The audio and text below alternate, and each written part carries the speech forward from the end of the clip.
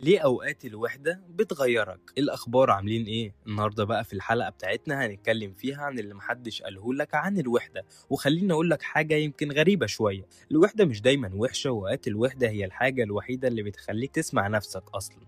إحنا بنخاف من الوحدة وبنهرب منها بأي شكل، نفتح بقى الموبايل بتاعنا ونشغّل أي حاجة ونكلم أي حد وننزل نروح في أي حتة، ونملى اليوم بتاعنا بأي صوت وخلاص. علشان بس ما نقعدش مع نفسنا، لكن أول ما الدنيا تهدى الصوت اللي كنا بنهرب منه بيظهر، صوت بقى أفكارك وشكك وأسئلتك اللي جواك، ووقت اللي بنحاول نهرب منه هو إحنا أصلا، وإحنا هنا في أنتيكا بنحكي عشان نفهم نفسنا مش نحكم عليها، فيلا بينا نخش في الحلقة.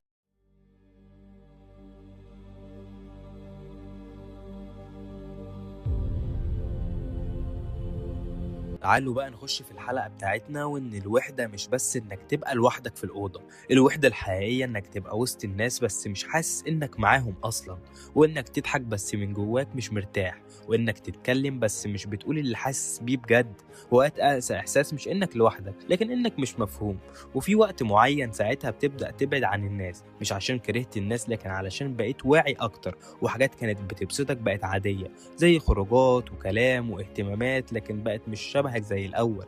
وتبعد تسأل نفسك أنا بقيت كده ليه؟ هو أنا بتغير ولا أنا ببعد؟ يمكن أول مرة في حياتك تقعد مع نفسك بجد من غير ما تمثل ومن غير دوشة ومن غير حد حواليك نهائي، وتكتشف إن في حاجات كنت بتعديها زي مشاعرك وتعبك واحتياجك، وأوقات الوحدة هي أول مرة تبص لنفسك بجد. وخليني أقولك الحقيقة اللي محدش بيقولها، أنت مش بتبعد علشان بقيت وحيد، انت بتبعد علشان بقيت اوضح، وبدات تشوف مين شبهك ومين لا، ومين مناسبك ومين كنت ماشي معاه وخلاص، وبدات تختار بدل ما تمشي مع اي حاجه. وقت الوحده مش خساره، دي فلتره بس مش اكتر. الوحده مش عقاب، الوحده مساحه، ومساحه تفهم فيها نفسك كويس من غير تاثير ومن غير ضغط ومن غير صوت عالي، مساحه تعيد ترتيبك وتسال نفسك انا عايز ايه، انا ماشي فين، انا بقيت مين اصلا.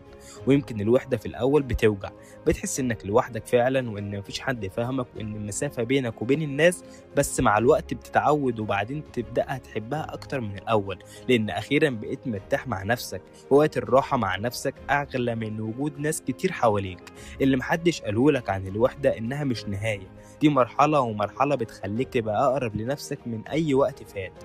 يمكن المرة الجاية لما تحس إنك لوحدك ما تخافش، ويمكن دي مش وحدة، يمكن دي بس بداية إنك تبقى مع نفسك بجد. والحلقة الجاية بقى هنحكي فيها عن التفكير الزيادة والأوفر سينكينج اللي بيقعد تفكر فيه وانت قاعد مع نفسك، وليه دماغك مش بتسكت. فالحلقة الجاية هنحكي فيها عن التفكير الزيادة. يلا سلام.